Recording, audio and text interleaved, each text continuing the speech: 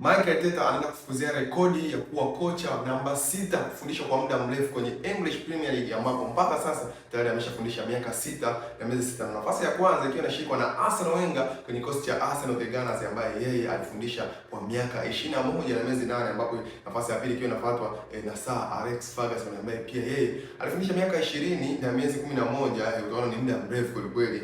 Hapo anafuata kina David Moyes ambaye alifundisha miaka 11, Pep Guardiola ambaye alifundisha miaka 10 kwenye kikosi cha Manchester City, Jurgen Klopp miaka 8. Hapo anafuata hapo anafuata Redknapp ambaye pia hao wote mmoja kufundisha, wote wanafundisha miaka 6. Hivyo basi kama Mikel Arteta ataanza mwaka huu atakuwa anafikisha miaka 7 na miezi hapo, kwamba ndiye kocha namba 6 kufundisha kwa muda mrefu kwenye English Premier League toka alipopewa hiyo timu mwaka 2019 akitokea Manchester City kama kocha msaidizi wa Pep Guardiola. Hii ni rekodi ya kumpongeza kwa sababu kwenye English Premier League kukaa na timu za hawa watu ambao zina pressure kweli kweli kwa muda mrefu sio swala la mchezo.